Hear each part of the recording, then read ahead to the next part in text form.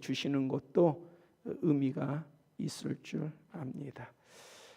말씀 보시겠습니다. 마가복음 1장 12절서부터 15절까지입니다.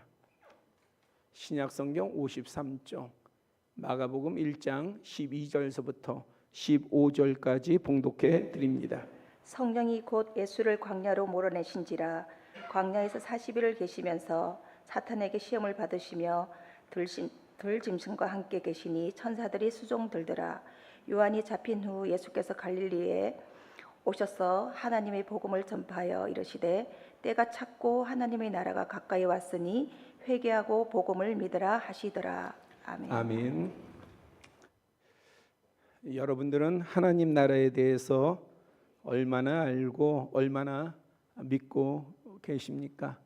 교회에 오면은 하나님의 나라, 천국, 영원한 나라에 대해서 수없이 말씀이 전해지지요.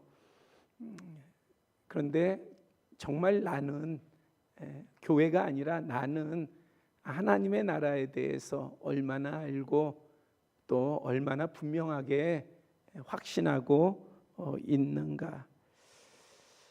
아직 하나님의 나라를 깊이 경험하지 못해 많은 부분이 잘 이해되지 않는다면, 하나님 나라를 경험을 아직 깊이 하지 못했으니까 나는 잘 모르겠습니다 한다면, 그렇다면 여러분들이 살고 있는 이 땅, 이 세상에 대해서는 얼마나 잘 알고 계십니까? 적게는 20년이요, 많게는 6, 70년, 또 때로는 넘게 이 땅에서 인생을 살아왔는데, 그러면 이 땅, 이 세상에 대해서는 우리가 얼마나 잘 알고 있습니까? 성경은 우리가 세상을 어떻게 인식하고 받아들이는지 상관없이 이 세상을 다양한 방식으로 묘사하고 있습니다. 때로는 밭으로 이야기하고요, 또 이 세상을 우리는 대할 때에 집 짓는 것으로도 표현하고 있습니다. 그런데 가장 우리가 빼놓지 않고 우리가 이 세상을 이해하는 방식 중에 하나는 바로 이 세상을 사막, 곧 강야와 같은 곳으로 이해하는 거예요. 성경이 이 세상을 많은 이 세상에 대해서 여러 가지 표현을 하실 수 있잖아요. 그런데 하필이면 이 세상을 사막과 같다, 광야와 같다, 그렇게 말씀하고 있습니다. 어떤 분들은 동의가 되기도 할 것이고, 어떤 분들은 이 세상이 왜 광야야? 라고 생각할 수도 있습니다. 저는 매우 넓은 모래사장에서 낙타를 타고 라이딩을 한 적이 있습니다. 작은 사막 같기도 했던 그곳에서 한 번은 해질 무렵에 사륜 구동차로 이동하다가 모래에 바퀴가 빠져서 전혀 움직일 수 없게 된 적이 있습니다. 낯선 장소인데다 밤 기온이 급격히 떨어졌고, 아무런 준비 없이 그 밤을 그곳 사막과 같은 그런 곳에서 보내야 할지 모른다는 것은 저와 일행들에게 적지 않은 걱정을 주었습니다. 다행히 순찰하던 구조 차량의 도움으로 무사히 빠져나올 수 있었습니다. 사막도 아니고 그냥 넓은 모래사장, 그러나 꽤 넓은 모래사장, 낙타가 다닐 수 있는 그런 모래사장에서 하룻밤조차도 이 머무는 것이 얼마나 어려운지를 체감했던 순간이었습니다. 성경에서 광야는 매우 중요한 무대 중에 하나입니다. 특히 출애굽 이후 이스라엘 백성들이 40년 동안 광야를 지내온 과정은 예수님을 믿고 이 땅을 살아가는 그리스도인이 하나님 나라에 이르기까지 겪게 되는 믿음의 여정을 모형 그리고 상징적으로 보여줍니다. 마가복음은 그 출발을 하나님의 아들 예수 그리스도의 복음의 시작이라고 선포함으로 예수님의 인류를 위한 생애가 어떠한 한 사람, 뭐 특별할 수도 있어요. 또 보통 사람들과 다른 뭐 초인의 이야기일 수 있어요. 그런데 그런 대단한 사람의 이야기, 우리가 뭐 4대 성인을 이야기하지 않습니까? 그 4대 성인 중 세상의 성인 중에 한 사람, 이러한 부분으로 말하고 있지 않습니다. 창조주 하나님의 구원의 복된 소식, 복음의 시작임을 분명히 말씀하고 있습니다. 그러니까 마가복음의 시작이 복음의 시작이다, 예수 그리스도의 복음의 시작이다라고 이야기를 한단 말이에요. 그러니까 이 복음의 시작이라고 하는 것은 예수님이 단순히 우리가 말할 때에 위대한 사람, 특별한 사람 중에 한 사람에 대해서, 그런 분에 대해서 얘기하려는 것이 아니라 하나님의 구원의 소식의 시작으로 예수님을 전하려고 한다는 것을 우리는 기억해야 합니다. 이어 예수님께서 세례 요한에게 세례를 받으시고 물에서 올라오실 때에 하늘이 갈라지고 성령이 비둘기같이 예수님께 임하시며 너는 내 사랑하는 아들이라 내가 너를 기뻐하노라는 하늘로부터의 음성이 들린 이 장면은 곧 성부와 성자와 성령께서 동시에 현현하신 것으로 예수님의 공생애가 삼위의 하나님의 뜻 안에서 출발하였음을 강력하게 증거하고 있습니다. 그런데 이 놀라운 시작, 다시 말하면 구원의 복음이 선포되고요, 그 다음에 예수님께서 세례 받으시고 물에서 올라오실 때에 성령께서 임하시고 하늘로부터의 하나님의 소리가 있고, 그래서 삼위의 하나님이 모두 다 현현하신 이 놀라운 그 장면 이후에 이 놀라운 시작, 바로 다음에 이어지는 말씀이 오늘 본문인 마가복음 1장 12절인데 뭐라고 말씀하고 계시느냐? 성령이 곧 예수를 광야로 몰아내신지라. 마태복음에서는요, 성령이 예수님을 광야로 이끄셨다, 그렇게 말씀하고 있어요. 아니, 복음의 시작이에요. 복음이라고 하는 것은 뭐예요? 좋은 소식이에요. 복된 소식이에요. 그런데 이 복된 소식이 선포되고 그 다음에 삼위의 하나님이 모두 다 현현하시고 이러한 놀라운 광경 다음에 예수님의 행적이 보다 더 우리가 볼 때에 기대할 때는 정말 놀라운 일, 정말 좋은 일, 정말 우리가 사모해야 할 만한 그러한 것으로 그것을 나타내시면서 보여주셔야 할 터인데, 그런데 성경은 뭐라고 말씀하고 있느냐? 그 놀라운 일 다음에 예수님을 사막으로, 광야로 몰아내셨다, 그렇게 말씀하고 있는 거예요. 우리가 생각하고 우리의 신앙, 하나님이 말씀하시는 신앙이 아니라 우리가 바라는 신앙에 있어가지고는 우리의 마음과 맞지 않아요. 아니, 좋은 곳, 아름다운 곳, 풍성한 곳, 사람들이 부러워한 곳, 그곳에 주님이 인도되어져야 우리가 뭔가 기대를 갖죠. 정말 삼위의 하나님이 나타나시니까 이러한 놀라운 복이 임하는구나, 기대를 갖죠. 그런데 그게 아니라 광야로 그것도 내모셨다.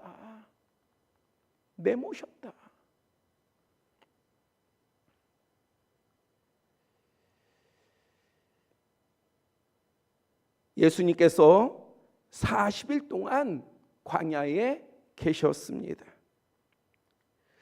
이것은 단순한 스토리 전개가 아니라 이스라엘 백성이 출애굽 이후에 40년 동안 광야에서 진행하던 그 내용과 깊이 연결된 상징적 사건이라 하겠습니다. 무엇을요?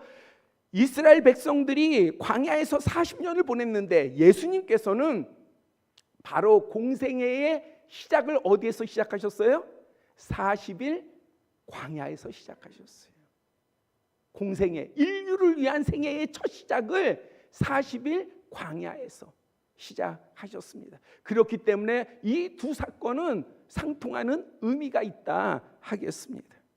그렇다면 이 세상이 광야라고 하는데 그럼 광야란 무엇일까요? 사막이란 어떤 의미를, 성경에서 말하는 광야 사막은 어떤 의미를 담고 있을까요? 사도 바울은 고린도전서 10장 1절 2절에서 우리 조상들이 다 구름 아래에 있고 바다 가운데 지나며 모세에게 속하여 다 구름과 바다에서 세례를 받았다. 그러니까 애굽을 빠져나온 백성들이 홍해를 건너게 되지 않습니까? 바로 이 홍해를 건넌 것이 뭐와 같냐? 세례와 같다 말하고 있는 거예요. 구름 아래에서, 하나님의 은혜 아래에서. 왜? 구름 기둥, 불 기둥으로 하나님께서 인도하시지 않습니까? 하나님의 은혜 아래에서.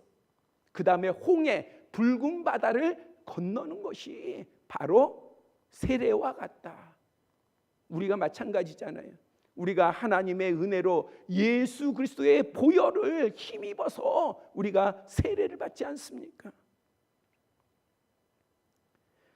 이것은 출애굽 백성들이 홍해를 건넌 것을 세례로 비유한 것인데, 그리고 그 이후에 이스라엘 백성들은 요단을 건너 언약의 땅 가나안 땅에 이르기까지 40년 동안 광야의 삶을 살아가게 됩니다. 그러니까 홍해를 지난 다음에 그들이 하나님의 은혜로 마치 세례를 받듯이 홍해를 지났는데, 그 다음에 그들에게 열린 것이 무엇이냐? 광야예요. 몇 년 동안요? 40년 동안. 그러면 그들의 인생에서는요, 오늘날 우리는 100세 인생이지만 그들의 인생에서는요, 생애의 전부를 어디서 보내는 겁니까? 광야에서 보내는 거예요. 언제까지? 요단강을 건너서 언약의 땅 가나안 땅을 들어갈 때까지. 이처럼 믿음의 사람들이 예수 그리스도의 보혈로 말미암아 세례를 받고 언약하신 하나님의 나라에 이르기까지 이 땅에서 살아가는 삶을 곧 광야의 여정이라 할 수 있습니다. 우리도 그동안 내 마음대로 살았어요. 내 고집대로 살았어요. 내 생각대로 살았어요. 그런데 하나님의 은혜와 예수 그리스도의 보혈로 말미암아 우리가 세례를 받고 거듭나지 않습니까? 이제 우리가 하나님의 자녀가 되었잖아요. 구원받은 백성이 되었어요. 그러면 구원받은 백성이 되고 하나님의 자녀가 되었으니 우리가 기대하는 것은 이 땅 가운데, 이 세계 가운데의 파라다이스가 열려야 되는데, 그런데 성경은 우리의 생각과 상관없이 우리의 기대하고는 전혀 무관하게 성경은 뭐라고 말하느냐? 우리가 세례를 받고 사는 이 세상이 광야 인생이라 하는 것입니다. 광야의 삶이라 하는 거예요. 그러니 여러분들과 제가 지금 어디에서 살고 있느냐? 광야에서 살고 있는 거예요. 그러면 내가 광야에 살고 있다는 것을 우리가 밝히 알아야 돼요. 인식해야 돼요. 그런데 내가 광야에서 살고 있는지를 모른다 한다면은, 그렇다면은 이 광야의 인생이 우리에게는 뭔가 내 자신에게는 의미가 있을지라도 주님 안에서는요, 아무것도 의미가 없는 거예요. 왜냐하면은 우리는 광야라는 것을 인식하지 못하면은 이 광야에서 우리는 있다가 없어질 것에 우리의 목숨을 걸고요, 우리의 시간을 걸고요, 우리의 모든 재물을 걸고요, 우리 자신들의 모든 것을 걸고 살아가기 때문에 그래요. 있다가 없어질 것을 향해서요. 왜? 그것은 하나님과는 전혀 상관이 없는 것이기 때문입니다. 그런데 우리가 지금 나의 인생 살아가는 것이 광야와 같다라고 하는 것을 바르게 깨닫는다고 한다면요, 우리가 마주치는 이 땅의 현실은 파라다이스가 아니라 광야인 것이지요. 우리말 사전은 광야를 텅 비고 아득히 넓으며 삭막한 들판이라 설명하고, 성경에서도 넓고 거친 들판, 볼모지, 사막 등을 가리키는 말로 쓰입니다. 이곳은 길도 냇물도 개간된 땅도 없는 척박한 환경으로 밤에는 춥고 낮에는 무더워서 사람이 거주할 수 없는 그러한 지경이 됩니다. 이런 험한 환경뿐만 아니라 본문 13절에 따르면 예수님께서 들짐승들, 야생 동물들과 함께 계셨다. 원어에는 동거했다 그렇게 말씀하고 있어요. 야생 동물하고. 예수님이시니까 문제가 없지만 만약에 우리 자신들이 이러한 광야에서 야생 동물들과 맹수들과 함께 한다면요, 그것은 대단히 큰 위협이 되겠지요. 즉 광야는 맹수들이 위협하는 장소이며, 예수님께서 제자들을 세상에 보내실 때 뭐라고 말씀하십니까? 양을 이리 가운데 보낸과 같다 하신 것도 이런 맥락에서 이해할 수 있습니다. 또한 광야는 수시로 약탈자들이 숨어 기회를 엿보는 위험한 지역이기도 합니다. 그러면 살아계신 하나님께서는 왜 이스라엘 백성들에게, 또한 오늘 믿음의 사람들에게 에덴 동산이나 파라다이스와 같은 세상이 아닌 광야와 같은 세상에서 살게 하셨을까? 이유가 있을 거 아니에요. 하나님께서 재미를 위해서 우리를 야 너희들 한번 고생 좀 해봐 해서 광야에 내모신 건 아닐 거 아니에요. 왜 우리가 원하지 않는데, 모든 사람들이 원할 사람이 없어요. 여러분들 가운데에 광야의 삶을 살기를 원하는 사람이 있습니까? 아니잖아요. 없잖아요. 저도 광야의 삶을 좋아하지 않아요. 누구도 좋아하는 사람이 없을 거예요. 여러분들이 왜 열심히 일을 하십니까? 왜 여러분들이 땀 흘리면서 그 고생하면서 왜 열심히 일하세요? 여러분들이 광야에 살고 싶어서 일을 하십니까? 여러분들이 광야에 살고 싶어서 노력하셔요? 고생하세요? 아니잖아요. 광야를 벗어나기 위해서 아름다운 집과 편안한 곳, 그곳에서 행복하게 살고자, 편안하게 살고자, 잘 살고자, 좀 떵떵거리면서 살고자 우리가 애쓰고 노력하고 뭔가 우리가 기대를 갖고 나아가는 거 아니겠어요? 힘쓰는 거 아니겠어요? 우리의 마음을 누구보다도 잘 아실 하나님께서 그런데 왜 우리를, 왜 이스라엘 백성들을 그렇게 평생을 노예 생활하다가, 애굽에서의 그들의 삶이 뭐였어요? 노예 생활하는 거 아니었습니까? 아침에 눈 뜨면 벽돌을 구워야 되고, 그 벽돌을 옮겨야 되고, 성을 쌓아야 되고, 채찍에 맞으면서 욕을 먹으면서, 그러면서 먹을 것도 제대로 공급 안 받고, 또 더 나아가서는요, 아들이 태어나면 죽일 수밖에 없는 그런 상황 가운데서 고생 살았는데, 아니 그러한 백성들을 하나님께서 구원하셨으면, 그곳에서부터 꺼내 주셨으면, 그러면 하나님께서 파라다이스로 에덴 동산으로 열어 주셔야지요. 여러분들도 그렇지 않습니까? 우리가 세상 가운데에서 정말 덧없이 살다가 그래도 이제는 살아계신 하나님을 알게 됐고 그 은혜를 깨달아서 하나님 내가 손들고 옵니다 하면서 하나님, 살아계신 하나님을 바라보고 교회에 나오고 예배를 드리면 여러분들의 삶이 광야가 아니라 궁궐과 같아야 되는 것이고, 정말 세상 가운데서 우리가 당당하게 뭔가 자랑하면서 내보이면서 살아가는 거, 그거여야 되지 않겠어요? 우리 모두가 다 복 받으려고 교회에 나오지 않습니까? 예배 드리지 않습니까? 하나님 믿지 않아요? 그걸 하나님이 모르시겠습니까?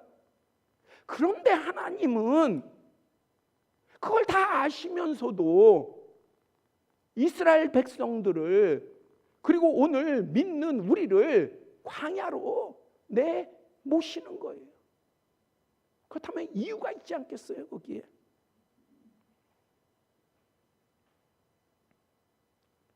성경은 그 이유를 분명하게 밝히고 있습니다. 성경이 안 밝히고 있는 게 아니에요. 우리가 그것을 받아들이지 않는 것이지 성경은 명확하게 그 이유를 하나님의 관점에서 분명하게 말씀하고 있습니다. 신명기 8장 2절을 보면요, 네 하나님 여호와께서 이 40년 동안에 네게 광야길을 걷게 하신 것을 기억하라. 이는 너를 낮추시며 겸손케 하기 위해서요. 너를 시험하사 네 마음이 어떠한지, 하나님의 명령을, 하나님의 말씀을 지키는지 지키지 않는지 알려 하심이라. 하나님께서 아시고자 하는 거예요. 누구를요? 이스라엘 백성들, 하나님의 백성들에 대해서 알고자 하시는 것이고, 오늘 믿음의 사람들에 대해서 알고자 하시는 거예요. 하나님의 말씀을 따르는지, 준행하는지, 순종하는지, 그리고 겸손한지. 또한 신명기 13장 3절에서는요, 너희의 하나님 여호와께서 너희가 마음을 다하고 뜻을 다하여 너희의 하나님 여호와를 사랑하는 여부를 알려 하사 너희를 시험하심이라. 하나님을 사랑하는지, 하나님을 사랑하는지. 아니, 이게 뭐가 중요해? 그렇죠? 억울하잖아요. 아니 광야에서 하나님께서 하나님을 사랑하는지, 그 다음에 우리가 순종하는지 겸손한지, 하나님이 그것을 알고자 우리를 광야에, 그 고통스러운 광야에 내모셨다니 못마땅하지 않습니까? 못마땅할 수 있잖아요. 그런데 창조주 하나님의 시각에서 보면 사람이 이 땅에서 성공하여 부와 명예와 권세를 갖는 것보다 인간에게 더욱 중요한 것은 하나님과의 올바른 건강한 릴레이션십, 관계예요. 관계. 우리가 볼 때는 하나님과의 관계가 후순위로 밀려날 수가 있어요.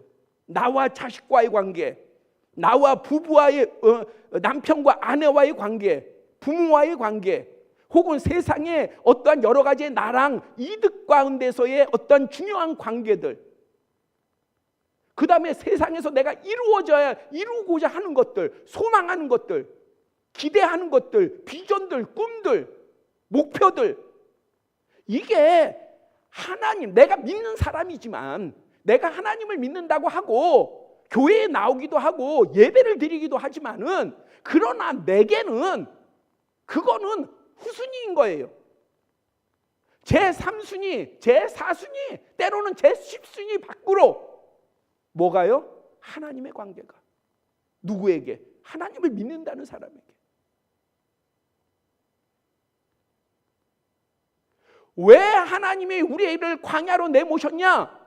우리로 하여금 이것에 대해서 솔직하도록 내모신 거예요. 광야가 아니면 이것이 드러나지를 않아요. 뭐가요?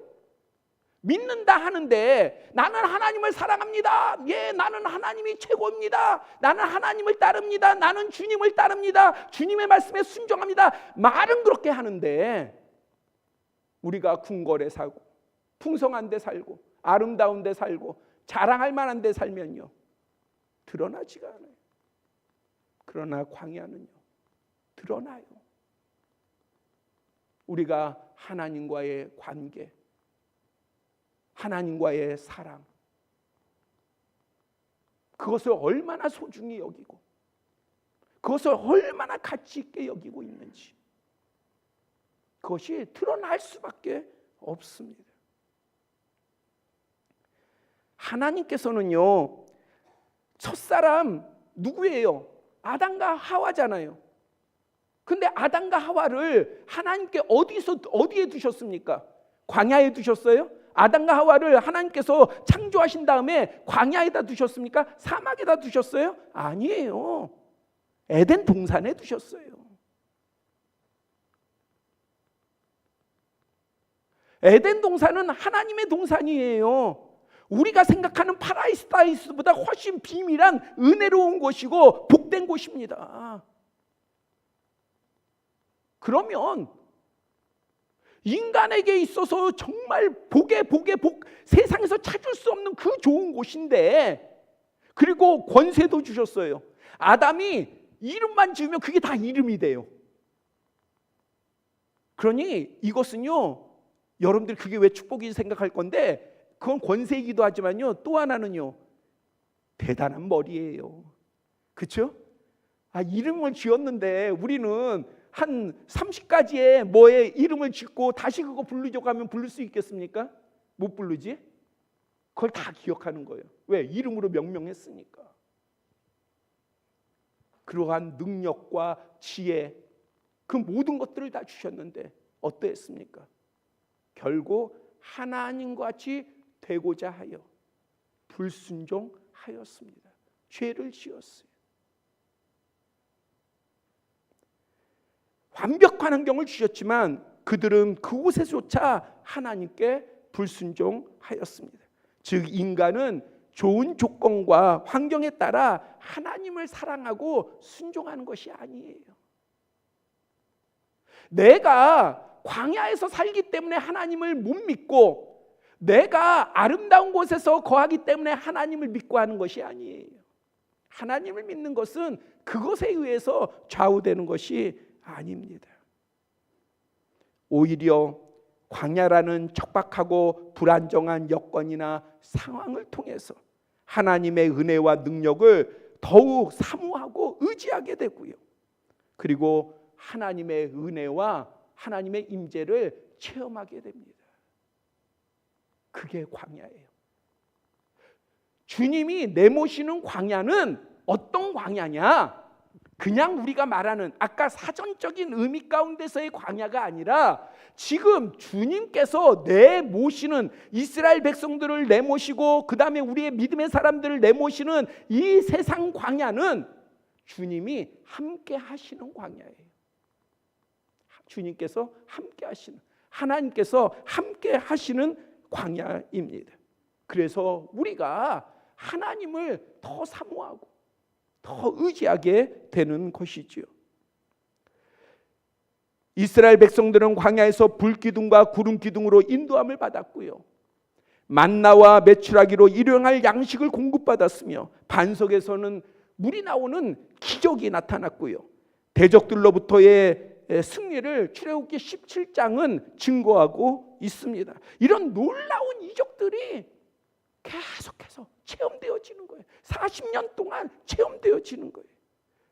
모세는 신명기 8장에서요, 이 40년 동안에 네 의복이 헤어지지 아니하였고, 40년을 지냈는데 광야에서 네 발이 부르트지 아니하였다. 광야를 걷는데 회고했는데, 이처럼 광야는 하나님의 은혜와 섭리가 적극적이며 구체적으로 드러나는 터전이며, 그것을 힘입어 믿음으로 이기는 자들에게는 능력이요 권세일 뿐만 아니라 하나님께서 함께 하시는 충만의 충만입니다. 어디가요? 광야가요. 자, 우리가 사는 광야를 이해를 해야 돼요. 하나님께서 왜 우리로 하여금 너희들은 광야에서 사는 거야, 너희가 사는 이 땅은 광야야, 너희의 삶은 광야의 삶이야 라고 말씀하시느냐? 그것은 척박하고 맹수가 있고 약탈자들이 있고 항상 위협에 노출되고, 그래서 가난, 꿈도 없고 그냥 마냥 걸어가야 되는 그러한 땅의 광야가 아니라, 하나님께서 말씀하시고자 하는 너희가 사는 이 세상, 이 광야는 내가 너희와 함께하는 광야야. 이걸 말씀하시는 거예요.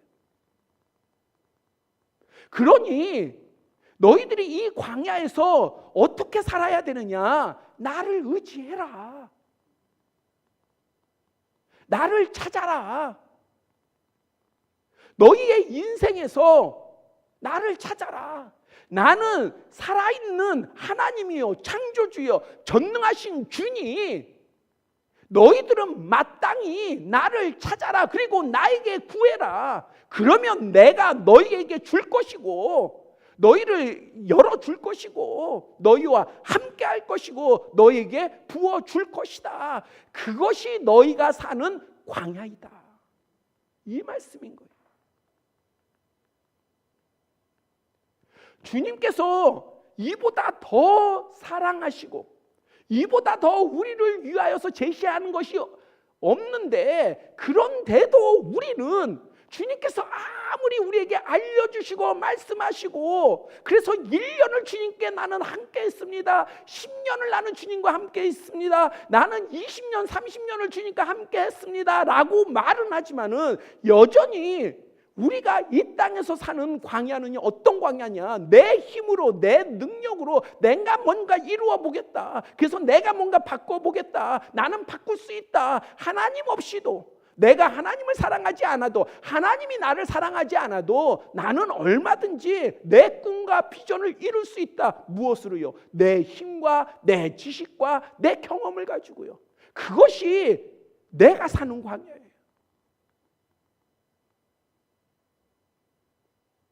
그런 우리를 향해서 하나님께서는요, 정말 우리를 사랑하심으로 그 뜻을 쉽게 꺾지 아니하시고, 주님이 버리신들 그래도 버리지 아니하시고 끝까지 우리를 붙잡아 주시는 거예요. 어디서요? 광야에서요. 너희들 돌아와라. 너희들 깨달아라. 내가 너희와 함께한다. 내가 너희에게 생명의 양식을 줄 것이고, 내가 너희에게 밤에는 불기둥으로, 낮에는 구름기둥으로, 그 다음 너희 가는 곳마다 구름기둥을 인도해 줄 것이고, 대적을 다 물리쳐 줄 것이고, 그거를 알라.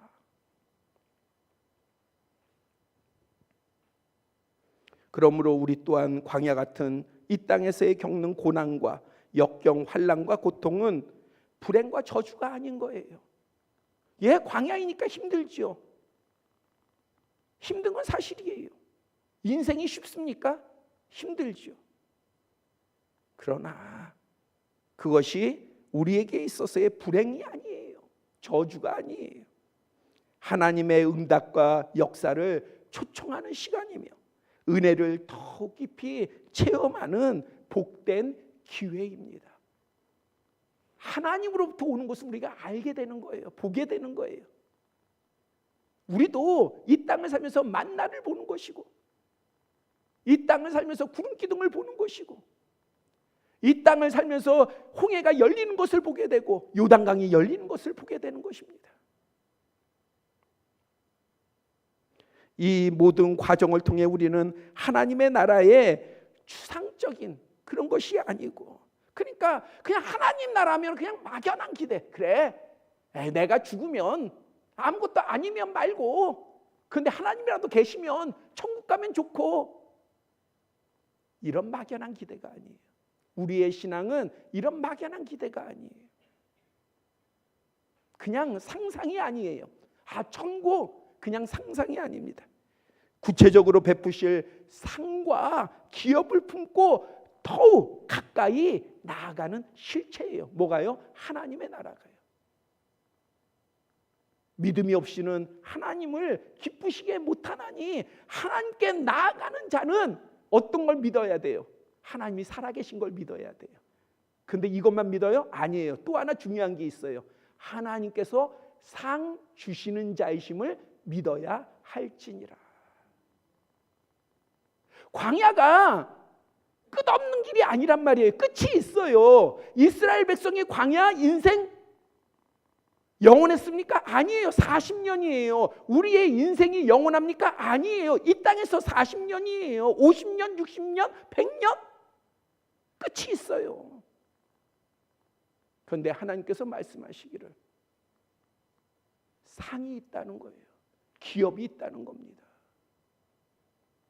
그것이 정말 귀하다라고 말씀하고 계십니다. 그렇기 때문에 하나님 나라를 품고 이 광야에서 믿음으로 나아가는 사람에게는 하나님의 나라 천국은 그냥 추상적인 어떠한 생각, 상상 속에 있는 나라가 아니라 믿음을 가지고 하나님의 은혜를 체험하면 뭘 알아요? 하나님은 살아 계시는가를 알잖아요.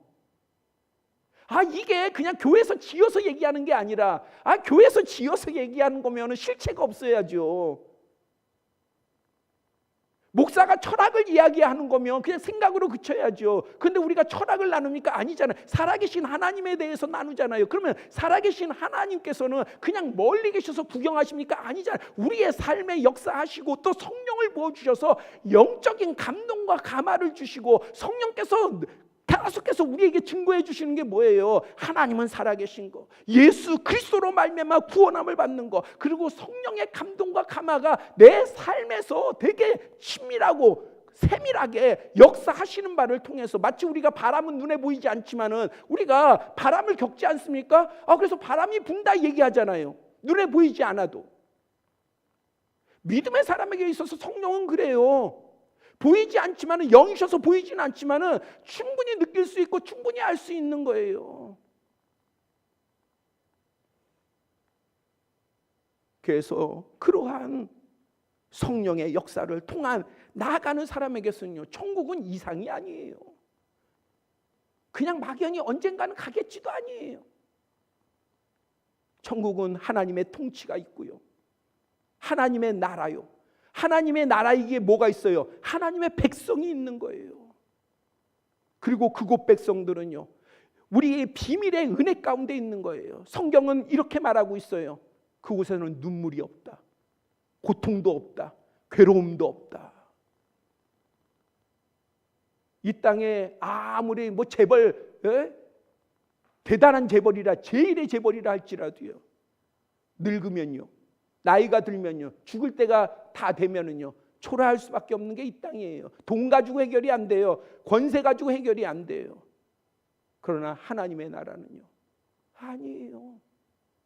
눈물과 괴로움, 하나님의 통치가 있기에, 다스림이 있기에 그러한 곳입니다. 그런데 그러한 곳에 우리를 데려가실 뿐만 아니라 뭐라고 말씀하시느냐? 반드시 상이 있다는 거예요. 기업이 있다는 겁니다. 그게 보여야지요. 그것을 천국 가서 보면 늦어요. 하나님의 나라에 가서 보면, 죽은 다음에 보면 늦어요. 이 땅을 살아가면서 볼 수 있어야죠. 그러면 이러한 하나님의 은혜와 기적과 섭리 안에 있던 광야 백성들은 이 광야의 삶을 살기에 하나님으로부터 앞서 말했듯이 너무너무 놀라운 은혜를 체험하고 경험을 했는데, 그런데 문제는요, 이 광야 백성들이 그 여정 가운데서 대부분이 실패했어요.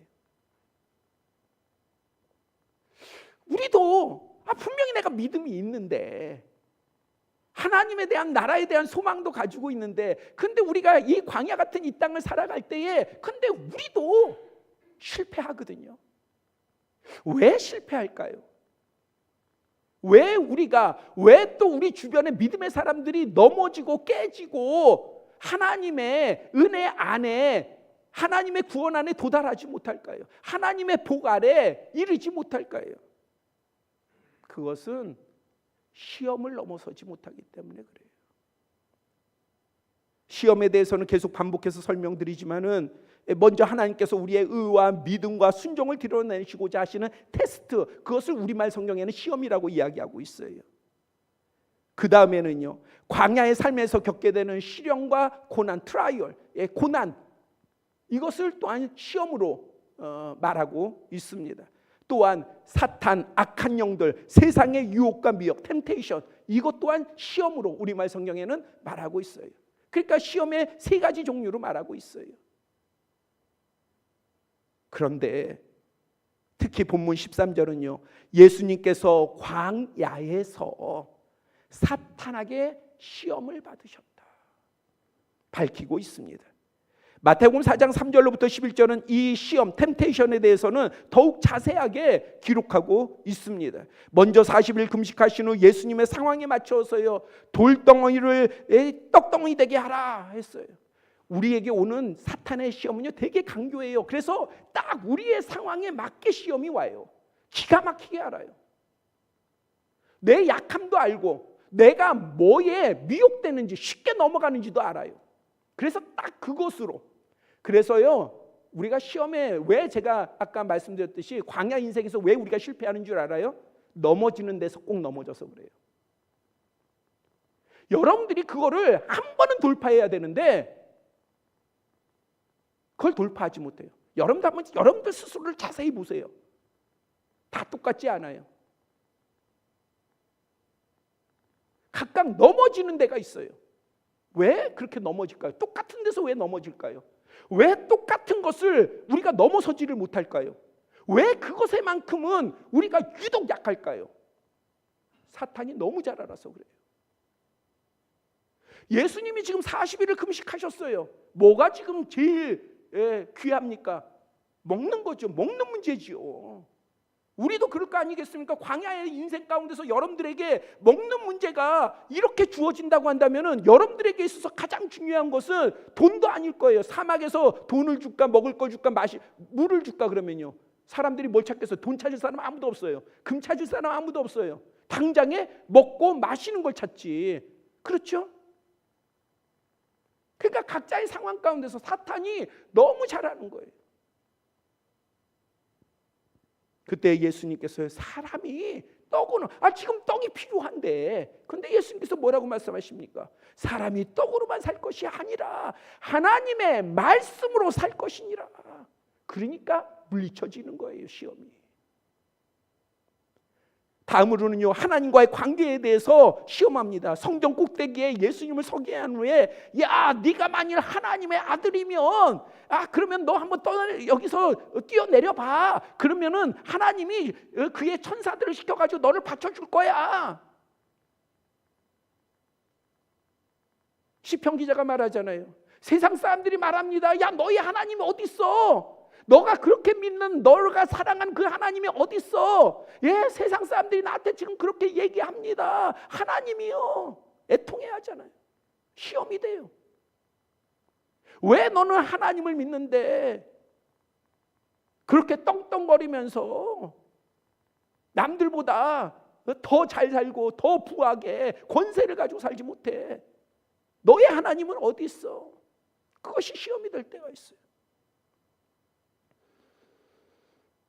그런데 예수님께서는요, 즉시 주 너의 하나님을 시험하지 마라. 우리 하나님은요, 그런 걸로 우리가 테스트할 분이 아니에요. 나를 사랑하나 안 사랑하나, 나를 위하나 안 위하나, 내가 하나님의 자녀인가 아닌가. 세 번째로 사탄은 어떠합니까? 천하 만국의 영광을 다 보여줍니다. 그러면서 야, 네가 나에게 엎드려서 절만 하면 내가 이 모든 거 다 줄게. 야, 한 번 절하면 돼. 얼마나 넘어지기 쉽습니까? 주 너의 하나님께 경배하고 다만 그를 섬겨라. 사탄아 물러가라. 뭘로 이기셨어요? 다른 걸로 이기신 게 아니에요. 말씀으로 이기신 거예요. 말씀으로. 지식으로 이긴 게 아니라 말씀으로 이기신 거예요. 말씀을 선포하고 선언하니 사탄은 물러갈 수밖에 없는 거예요. 왜 우리가 이 광야 인생에서 넘어지냐? 바로 시험 때문에 그래요. 악한 영의 시험, 미혹의 영의 시험 때문에 우리가 넘어지고 쓰러지고 계속해서 실패를 반복해요. 그런데 그것을 이길 수 있는 방법을 성경이 말씀 안 하는 거예요. 아니라 분명하게 제시하고 있어요. 무엇입니까? 하나님의 말씀이에요. 하나님의 말씀이 나에게 있으면 능히 우리가 그것을 이길 수가 있습니다. 수많은 이스라엘 백성들이 광야의 여정에서 실패한 가장 큰 원인은요, 환경과 조건 또 상황이 나빠서라기보다는 광야여서 그들이 실패한 게 아니라니까요. 광야여서. 우리도 마찬가지예요. 이 땅이, 이 세상이 광야여서 우리가 실패하는 게 아니에요. 믿음에 실패하는 게 아닙니다. 세례받은 자로서 이전에 애굽에서의 노예 근성을 버리지 못했으며 하나님의 은혜에 대해 감사보다는 원망과 불평으로 일관했어요. 은혜가 내리는데도, 부어지는데도 원망하고 불평하고, 무엇보다도 우상을 끊어버리지 못했어요. 조금만 마음에 안 들면은 하나님 버리고요, 나 우상 섬기겠습니다, 세상 섬기겠습니다, 사람을 섬기겠습니다. 금방 변해요. 이 모든 것은 전능하신 하나님에 대한 불신으로 이어졌습니다.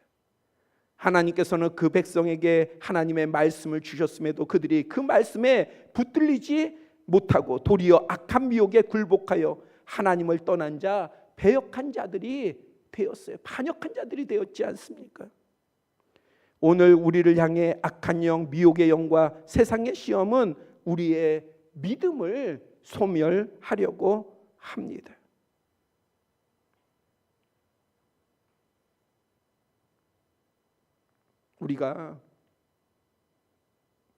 제가 오늘날의 시험 가운데서의 가장 우리에게 진짜와 가짜를 구별하는 게 참 어렵다는 거, 그 예를 말씀을 드리려고 하는데,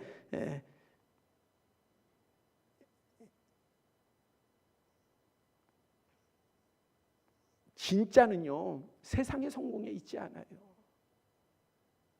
기적에 있지 않습니다. 하나님과 함께하는 것에 있어요. 여러분들이 하나님과 함께 하시면요, 여러분들은 그것이 진짜의 삶이고 성공의 삶입니다. 은혜의 삶이에요. 우리가 진리의 말씀과 예수 그리스도의 복음을 분명히 하고 성령과 동행하면서 이 광야라고 하는 것을 알고 나아가면 광야는 문제가 안 돼요. 두려워할 게 안 돼요. 우리가 냇물을 찾아서 막 힘쓰고 거기에 매일 필요도 없어요. 분명한 것은 이 광야의 인생을 하나님이 그냥 홀로 두지 아니하시고 함께 하십니다. 또한 그럴 뿐만 아니라 우리에게 시험이 와도 우리가 두려워하지 아니할 것은 우리에게 이미 이길 힘이 있어요. 하나님의 말씀이 있죠. 예수 그리스도의 보혈이 있죠. 예수 그리스도의 이름이 있죠. 그 다음에 임마누엘, 하나님께서 함께 하십니다. 그래서 우리는 이길 수 있어요. 승리할 수 있어요. 이 땅에서 승리해서 열매가 있을 뿐만 아니라 분명한 하나님의 나라에 대한 확실한 증거도 우리가 이 땅에서 가질 수 있음을, 소유할 수 있음을 믿으시기를 바랍니다. 그래야 해서 우리가 하나님께서 내모신 이 광야는 우리에게 있어서의 저주의 곳이 아니라, 사전에서 말하는 그런 광야가 아니라 우리에게 있어서는요 은혜의 곳이고 승리의 곳이고 복된 곳임을 잊지 마시기를 바랍니다. 기도드리겠습니다. 아버지 하나님, 우리가 광야 같은 세상에 살면서 원망하고 불평하고 다투고 시기하고 또 탐욕을 가지고 살아가는 그러한 우리의 광야가 아니라, 우리의 광야는 하나님이 함께 하시고 은혜 주시고 보호하여 주시고, 그래서 하나님의 사랑이 얼마나 큰지를 나타내시는 그러한 광야인 줄 믿습니다. 아버지 하나님, 우리가 그런 광야를 살아갈 때에 더한 힘을 주시고 지혜를 허락하여 주시옵소서, 은혜를 허락하여 주시옵소서. 그리고 우리가 그 은혜에 힘입어 악한 미혹을 다 이기게 하여 주시고, 온전히 그러한 미혹을 통해서 우리의 믿음이 드러나고 하나님을 얼마나 사랑하는지를 드러내놓는 복된 우리 모두가 되게 하여 주시옵소서. 예수 그리스도의 이름으로 기도드렸사옵나이다.